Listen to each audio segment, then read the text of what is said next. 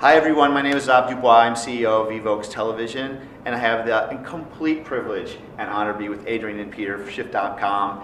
And today they're at South by Southwest Eco, and we're in Austin, Texas. And we're just going to have a conversation about the amazing work and projects that you guys are doing in the world. Our evōx viewers, I'm sure most of them are already following you in some way, shape, or form and interested in what you guys have going on. So why don't you share, if you want to share about your partnership, how you guys started or created, and what your new creations are. I think we would just love to know. Well, I hope all your viewers are aware of Shift.com. That would be fantastic. It's SXSW.com, and thanks for having us. You want to talk about how we started? Peter and I met several years ago, about 7 years ago. 7. Yeah, 7 years ago. And we met because a mutual friend recognized that we both had sort of the same worldview, the same ideas about how to be more sustainable and how to create sustainable messages that people are inspired by. And we got to talking and did bond quite well, and ended up making a show for Planet Green called Alter Eco. And after that, we were off to the races and started Shift.com because we realized that there was a much more expansive opportunity to connect with people who appreciated what we were doing, but also to bring direct-to-consumer options as well. And at the time, there was an inconvenient truth that sort of come out just a little bit after we started working together. So there was this surge of awareness, obviously, and the green space in terms of the marketplace was just a very burgeoning marketplace. Hadn't quite gotten there yet, but we were excited by that. And also the digital sort of explosion was happening, and we were intrigued by the power of that. And we're both filmmakers. I produce feature films, and Adrian produces and directs documentaries. So I think that we're both passionate about the environment and yet felt a little helpless at times and sometimes overwhelmed by the issues, sometimes maybe too fanatical about environmental activism, if you will, and to find a creative outlet and to take our tool set, our creative tool set as filmmakers and storytellers to bear to these issues was all we had, really. And it also seemed, I think, as soon as we met, that was something that made sense. We're not scientists and we're not policymakers, and what else can we do? Let's get creative about it. And I think a lot of these issues, when you bring a very creative approach and you link them to cultural things like art and photography and good design and film, they start to really penetrate and permeate the people who may not be thinking about these issues.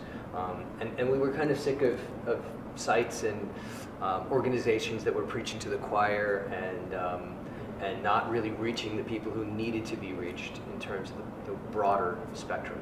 And how do you feel like you guys can do that? I mean, one of the struggles we have at evōx is, I think we're doing our best not to preach to the choir, and we're trying not to be platitudinal and like, this is the way you should live your life. And there's a big pushback, I think, in the human DNA. Like when you say, don't do that, or you should do that, there's kind of a, so we're trying to be very cautious with our audiences and say, here's, there's a slow food movement, but now here's the slow change movement. And those nice little changes you can make in consumer spending or behavioral changes is kind of where our focus is right now. And you guys have a, first of all, Shift.com is just beautiful. The site looks great. The products you have, the content you're having up, the shorts that you're putting up, it's just really well done, and it's easy to digest, you know what I mean?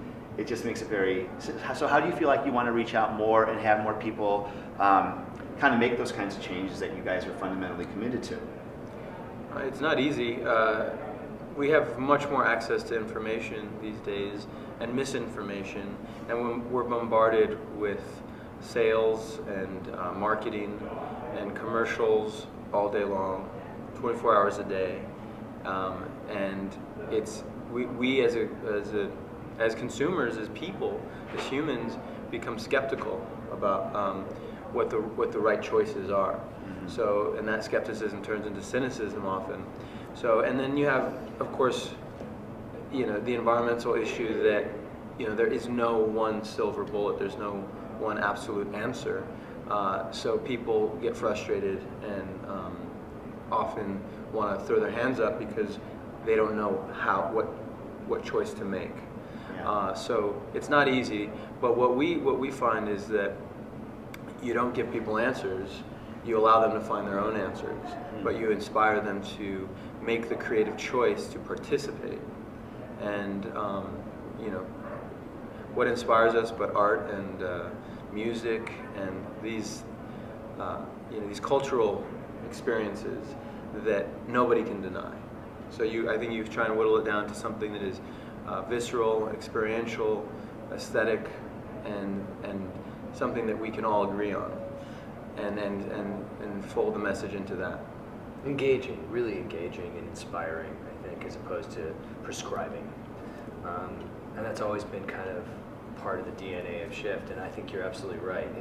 It's hard to really to move people. And I think we just had the UN climate findings come out about a week and a half ago, and there was such an interesting backlash about the climate change deniers. And I read somewhere that there were 3 kinds of climate change deniers. There's the strategic deniers, who tend to be wrapped up in an economic incentive. There are deniers who, out of fear, have a sort of cognitive disconnection of they don't want to really accept it because they're fearful of what it could do, so they just block it. And then there are real deniers who just don't think it's really happening. And I just think it's so interesting because we react to these very real things, scientific things, weather patterns, etc., in an emotional way, not in a scientific way. And so to answer it with science or with facts isn't going to move anyone. Like Adrian said, it's great design, it's market driven, it's the way we purchase, we vote with our dollars, there's no question about that. And then, I think we have also tried to embrace the technology, and we have our first app called Food Tripping, which we launched at South by Interactive in March, which we did with the Ford Motor Company. It's essentially a simple app that just helps you find alternatives to fast food when you're on the road or wherever you are, really. And so that's one step in a direction. And again, it's the power of choice. It's not saying eat this when you're here. It's here are 35 options in Austin, based on proximity. We also have a wine called Shift Wine, which is sourced from sustainable vineyards, just organic or biodynamic vineyards. And the best thing about it is it's a great wine. It's just a decadent bottle of wine at a good price point. And those are things that extend our brand in a way that really makes sense, that's really a part of our philosophy. Do you have a content strategy where you guys want to develop some more programming that's not documentary style at all, that you're interested in pursuing and creating some great storylines that kind of embed a sustainable environmental kind of storyline at all, or are you thinking that way at all? Yeah, we're creative first, so story first. We're not looking to back in a message into a story. We want good stories that happen to have the right message. And I think that's the right move, because you want whatever you make to be something that lasts beyond just a PSA has the lifespan of just 2 seconds. You watch it and that's it. It's done. You'll never go rewatch it. You'll never tell your friends you got to see this. So I think its influence is limited. So that's really what it comes down to, is finding the right projects that, and that includes short form storytelling or webisodes that are right. So we're not rushing to do it, but we're certainly always open to it. And we have a couple ideas that we've been kicking around as well. Doc features, and I'll say this. I think that and this echoes what Adrian is saying about the narrative with the message in it. You look at a film like The Descendants, which was only about a year ago, and it's not about environmentalism, it's not about land preservation, but there's a pivotal plot point that is. Or Chinatown. is about water. It's a pivotal plot point, but you don't think of it as a movie about water. I think that those are the more sneaky. I don't mean sneaky in the pejorative sense, but you know, you've kind of candied, you put your sugar coat, you've got a great movie, and it happens to contain something that you might think about afterwards, especially in light of where we are today. And you look at China, we screened Chinatown for a Shift event recently, and brought someone in to speak about the water issue from UCLA, and it just had a very different frame to it today in that regard. But I think there's powerful ways to do that. I also think, you know, the doc stuff is also really fun and interesting, and even just exploring, you know, people who are making changes, or pockets of very creative people, crafts, and artisan, you know, people that are popping up all over the country, certainly in this city. It's inspiring, and it's stories about people, which I think ultimately are the ones that work. You can't really tell tales about things. Well, speaking on inspiration, what's the most inspiring things for you in your own lives right now? And it doesn't have to be about sustainability. What inspires you right now? And, you know, Adrian, what inspires you right now, Peter? What's inspiring me right now is failure. That's a great one. Having had a taste of it as of late, recently, with a couple of projects of mine, separate from Shift, you know, I really, there's no more inspiring place than rock bottom, because all there is up. Right. But also the lessons that you learn when you get it wrong. You know, and you know, it's trial and error. That's I think a lot of what we have to go through, and to not let the missteps, you know, get you down too much, or you know, sort of keep you, or you got to keep going, you know, and you got to really look at them as lessons. So I'm really excited about all these lessons. Finally, after the initial pang of failure, The initial hit, right? Yeah, wears away. I'm now re-excited. Well, you know, that's one thing we've been dealing with in our own company, evōx, right now, is like, how do we transform people's view of failure so that people can take more risks? And how do you solidify your view of yourself that, you know, you sometimes fail, and who you are fundamentally in your core is not a failure. And we're bringing that to, because we're just, you know, when you're a startup, you just try things and you go, nope, didn't work, nope, didn't work, no, didn't work.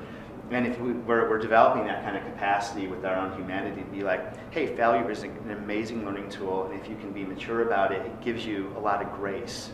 It gives you a lot of compassion for yourself and other people you work with, and then there's like a whole new foundation to grow. Well, and it ties into the, you know, the ecology conversation as well, because, you know, a lot of people become very depressed because they see our environmental woes as a failure of our civilization, and in many ways it is, because we haven't been able to transcend you know, our addiction to oil and sort of these early inventions of the internal combustion engine. We haven't been able to get past it. We're so enamored by, you know, our first invention, our first real technological invention, but that's not the case. Like we need to look at it as a step in evolution, and if we can, I think there's so much more opportunity for what's to come. Let's not get distracted and mesmerized by the failure. We have to ultimately turn around and look forward and continue on. That's great, thank you. Peter, what's the most inspiring thing in your life right now? Well, I would say, kind of just segueing from the failure being inspiring, because I think it's very true.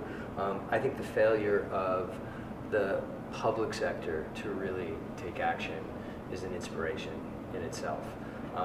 You see so much going on in the public sector. You see businesses really changing their systems of operations. And private? In the private sector, yeah. And consumers, you know, are demanding, you know, it's a very different world than it was a few years ago even. Our policies, though, aren't matching that, and until that happens, I don't think we're going to see the kind of change we need to see, because it's going to take a cooperation between the public sector and private sector to really see that change. So it inspires me in a sense that we're in this, somewhat frustrating situation in terms of, no real impacts coming out of, big, global climate conferences, and our own government not being able to get it together to address some of these things. But you see what's going on in the private sector, and I think that's inspiring, and it makes me want to keep doing what we're doing, and maybe even scale it up to a place where there can be a political agenda with shift in some way. Because shift, we chose the word shift quite deliberately. It can mean whatever it means to you. It's a paradigm shift. It's a shift in your consciousness. It can be a shift in behavior. It can be a shift in, the way you, view the world. And I think obviously there's a sustainable environmental component. We see it all through that lens. But there's so many things that you're able, I think, to glean from that. And it's a way of thinking differently. How can the evox audience support you guys? What can we do to get behind you guys, support you? I mean, it's a lot of people across a lot of different areas. When we look around the world, and as we grow, I really want to be sure that we collaborate with people who are doing great stuff like you guys and your organization. So what can we provide for you? We would love to collaborate with you too, but the two things I would say is download Food Tripping. It's free for iOS? Both. And Android, okay, both. Great. It's free and it's great and it's fun, and participate in it. Suggest things that aren't in there. That's really where we're at with it now. We've laid a nice foundation. There's plenty of data, but we're looking for engagement from the users. And two, if you like red wine, Red wine. It's a good one. Is it Napa? Is it Northern California, or is it's it Paso Robles? Paso Robles. Oh, it's a beautiful It's wine. a great country wine, now, eh? very up and coming wine area. Yeah. Wow. Yeah. Are you Canadian? No, I grew up in the border, Oh. Michigan, Detroit. Well, the A. I know, Yeah. it comes out, unfortunately, sometimes. Comes out. You guys, thank you for your time. Thank you. Really, we look forward to seeing whatever we can do to support you more and more and more. Shift.com, check them out, buy some wine, download their app, and we look forward to hearing more from you soon. Thank you. Thank you. Thanks so much. Thank you, Peter. Pleasure. Pleasure.